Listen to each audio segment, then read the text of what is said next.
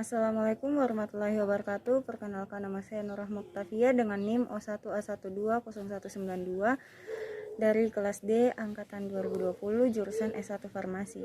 Di video kali ini saya akan membahas tentang metabolisme lipid dan metabolisme karbohidrat. Di video ini saya akan menjelaskan tentang glikolisis, glikogenesis, dan glikogenolysis. Glikolisis merupakan sebuah proses dari pemecahan glukosa atau gula pada tingkat sel, sedangkan glikogenesis adalah lintasan metabolisme yang mengkonversi glukosa menjadi glikogen untuk disimpan di dalam hati. Lalu, glikogenolysis merupakan proses pemecahan molekul glikogen menjadi glukosa. Selanjutnya adalah anabolisme, katabolisme, dan metabolisme. Anabolisme adalah lintasan metabolisme yang menyusun beberapa senyawa organik sederhana menjadi senyawa kimia atau molekul kompleks. Sedangkan katabolisme adalah proses alami di dalam tubuh untuk menghasilkan energi. Sedangkan metabolisme adalah seluruh reaksi biokimia yang bertujuan untuk mempertahankan kehidupan yang terjadi di dalam suatu organisme. Selanjutnya adalah respirasi aerob dan anaerob. Seperti pada gambar, di sini merupakan proses dari respirasi aerob, di mana respirasi aerob menghasilkan 34 ATP. Urutan proses yang terjadi pada bagan di atas adalah sebagai berikut. Pertama, glukosa diubah menjadi glukosa 6-fosfat disertai pemecahan ATP menjadi ADP. ATP harus dipecah menjadi ADP karena dibutuhkan sumber energi. Selanjutnya, glukosa 6-fosfat diubah menjadi fruktosa 6-fosfat. Selanjutnya, fruktosa 6-fosfat diubah menjadi fruktosa 1,6-bifosfat disertai pemecahan ATP menjadi ADP. Selanjutnya, fruktosa 1,6-bifosfat atau memiliki 6 atom C dipecah menjadi satu molekul gliseraldehid 3-fosfat atau PGAL yang memiliki 3 atom C dan satu molekul dihidroksiaseton fosfat atau DHAP yang memiliki 3 atom C. Molekul DHAP diubah menjadi senyawa PGAL sehingga terbentuk 2 molekul PGAL. Selanjutnya, molekul PGAL diubah menjadi senyawa 1,3 bifosfogliserat dengan cara mengikat pi fosfat organik.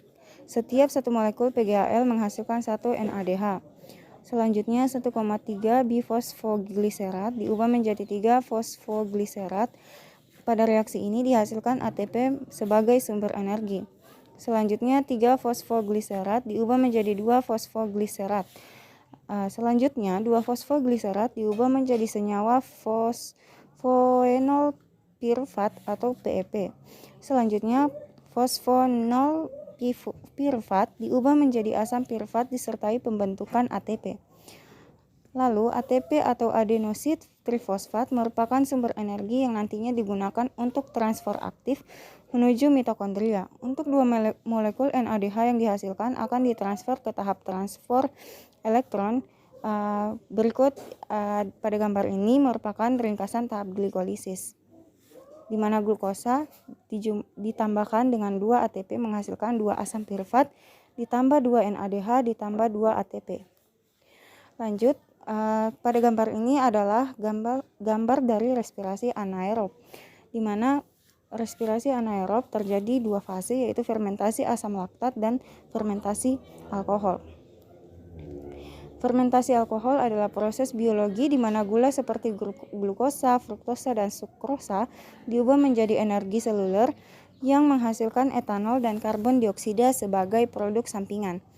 Tempatnya yaitu di sitoplasma sel tumbuhan dibantu dengan jamur Saccharomyces sp dengan substrat 1 molekul glukosa yang menghasilkan 2 molekul alkohol, 2 molekul ATP, dan 2 molekul karbon dioksida.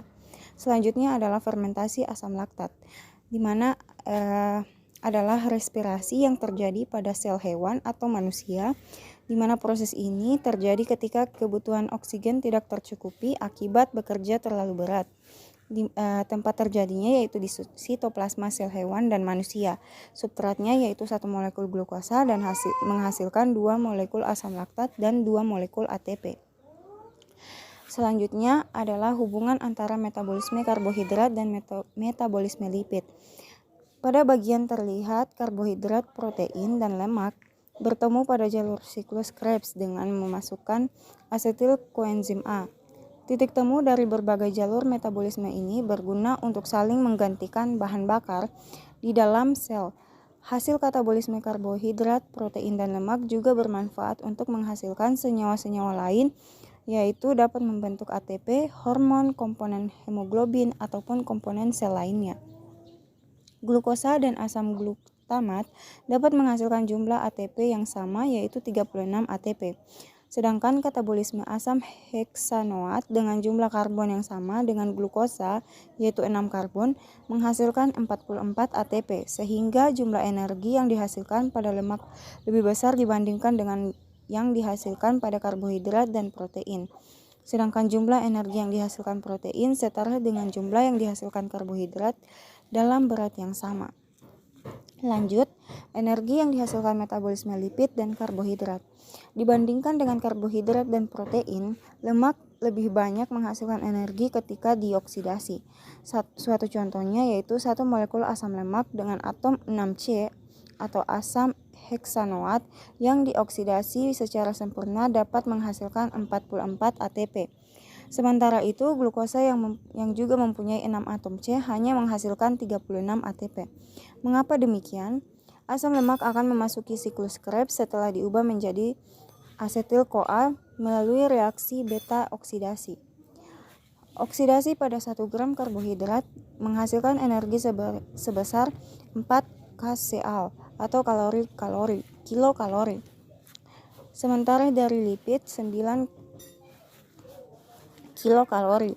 Energi dari metabolisme, contohnya oksidasi glukosa, biasanya disimpan sementara di sel-sel tubuh dalam bentuk adenosina trifosfat. Lazimnya penguraian satu molekul glukosa yang melalui respirasi aerob atau berarti yang melibatkan glikolisis dan siklus Krebs atau siklus asam sitrat menghasilkan sekitar 33 hingga 35 ATP. Pemecahannya yaitu penguraian anaerob melalui glikolisis menghasilkan 8-10 ATP, di mana respirasi aerob melalui siklus Krebs menghasilkan 25 ATP. Gambar ini merupakan jalur metabolisme lemak menjadi energi. Dan gambar ini adalah jalur metabolisme karbohidrat.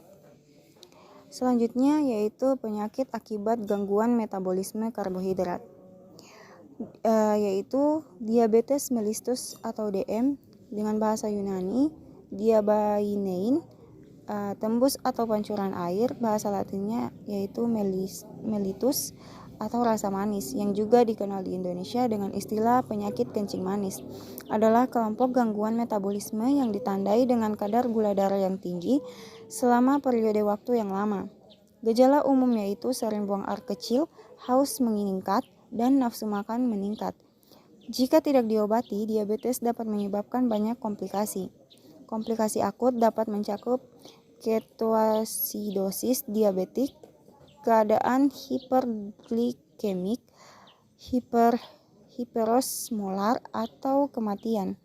Komplikasi jangka panjang yang serius yaitu penyakit kardiovaskular, stroke, penyakit ginjal kronis, borok kaki, kerusakan saraf, kerusakan mata, dan gangguan kognitif.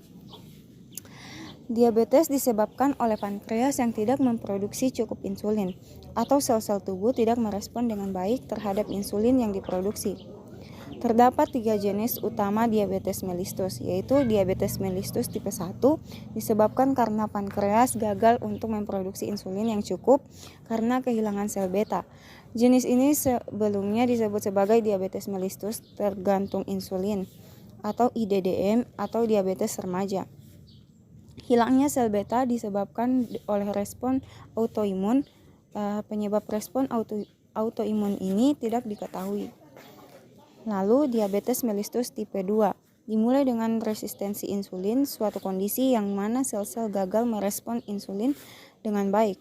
Seiring perkembangan penyakit, kekurangan insulin juga dapat terjadi. Bentuk ini sebelumnya disebut sebagai diabetes mellitus non-dependent insulin atau NIDDM atau diabetes onset dewasa.